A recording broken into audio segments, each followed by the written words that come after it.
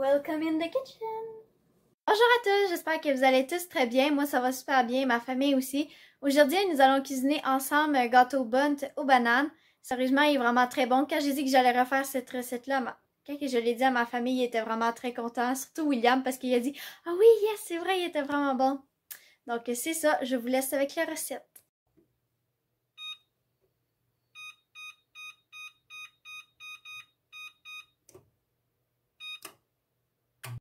Désolée encore une fois si vous entendez mon four à côté. Pour la recette, vous allez avoir besoin d'un moule comme ça, un moule Bundt ou couronne si vous préférez l'appeler. Vous pouvez en prendre un aussi en cette matière dont je ne sais c'est quoi, si vous préférez. Mais moi, je vais prendre lui en silicone. Bon, donc là, vous allez venir prendre votre moule, puis vous allez venir le beurrer. C'est très important parce que qu'est-ce qu'on va mettre dans le fond? Ben, ça a tendance à coller parfois. Fait que c'est vraiment important de venir beurrer le moule.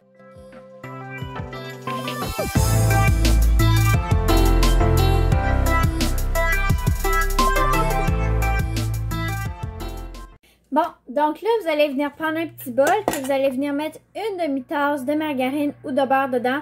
Oui, il est déjà rendu dans le bol parce qu'en fait, ça fait comme 2 fois, je crois, que je recommence ce clip-là. Parce que, bah, c'est ça, là, je placotais puis je disais pas grand-chose d'intéressant.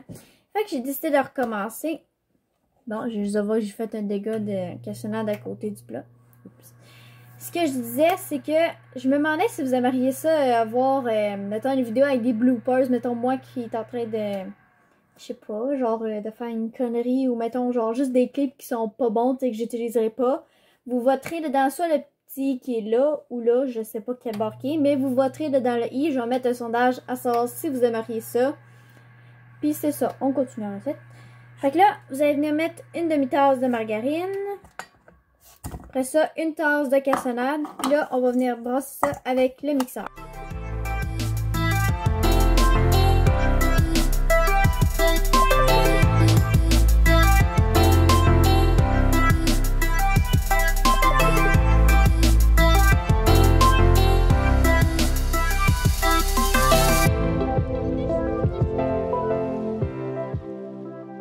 À votre moule, après ça, si vous voulez, vous pouvez venir mettre des tranches de bananes, bien sûr qui sont pas trop mûres, pour avoir une bonne texture. En fait, l'affaire que j'ai oublié de vous dire, c'est que la dernière fois que j'ai fait la recette, j'ai fait fondre le beurre, fait que ça donnait comme un genre de caramel, si on peut dire. Mais selon moi, même si je l'ai pas fait fondre, d'après moi, quand ça va cuire, ça va quand même fondre. Fait que ça devrait donner le même effet que quand je l'avais fait fondre au départ. Mais bref.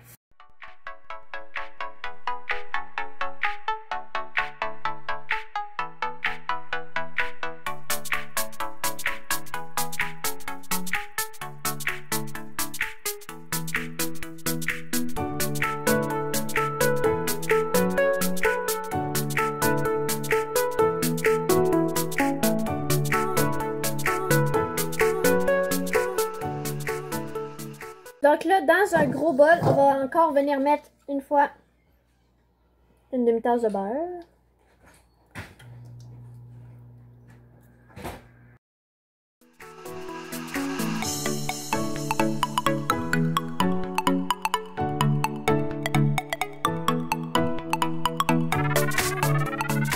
Donc là, avec le beurre qui est rendu en crème, on va venir mettre une tasse et un quart de sucre.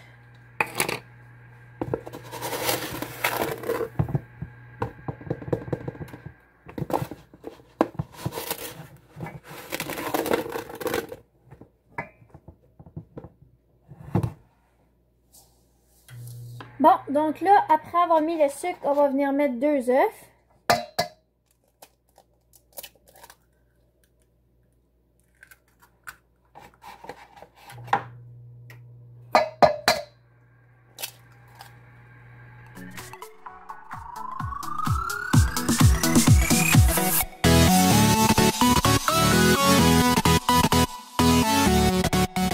Bon, après avoir fini de mélanger notre mélange comme ça, on va venir mettre une tasse de banane écrasée.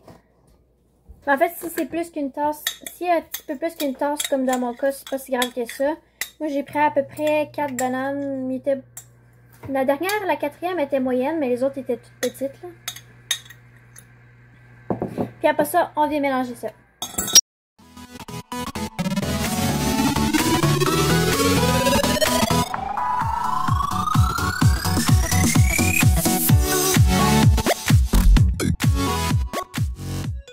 Donc là, vous allez venir prendre un autre bol, plus petit que le dernier qu'on a pris. Dedans, vous allez venir y mettre une tasse et une demi de farine. Ben, une tasse plus une demi de farine. Après ça, vous allez venir y mettre 3 quarts de cuillère à thé de bicarbonate de soude.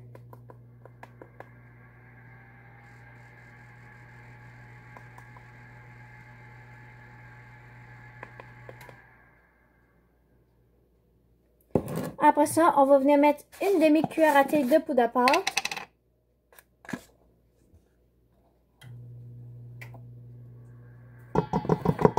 Et une demi-cuillère à thé de sel, mais moi je vais en mettre un petit peu moins qu'une demi parce que je trouve que c'est quand même beaucoup. On va essayer de pas faire de dégâts cette fois-ci.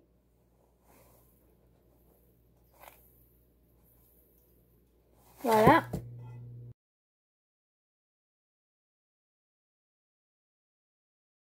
Bon, donc là, on va venir faire du babeur. Si vous savez pas c'est quoi, c'est pas grave, je vais vous l'expliquer. Parce que moi non plus, quand j'ai commencé à cuisiner, j'avais aucune idée c'était quoi du babeur. Bon, on va avoir besoin d'une demi-tasse de lait. Mais ça, vous pouvez l'ajouter selon la quantité de babeur que vous devez faire. Mais pour la recette, on a juste besoin d'une demi-tasse de lait.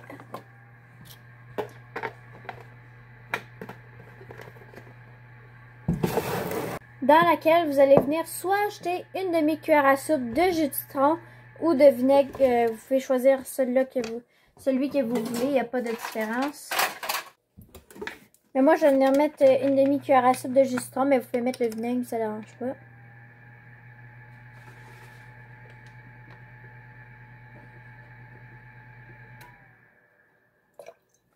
Ça, vous allez venir mélanger ça. C'est normal si ça fait des cailloux parce que c'est un peu ça là. C'est un peu ça le but, je crois. Ouais, c'est pas comme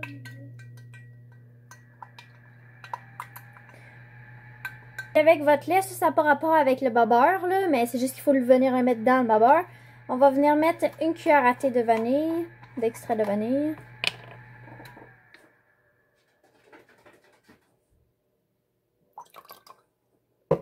Puis on va encore venir une fois brasser ça.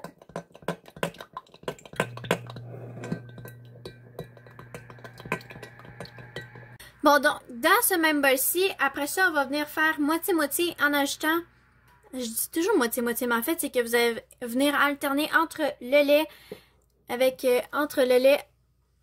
la vanille qu'il y a dedans et avec les ingrédients secs, tout en mélangeant.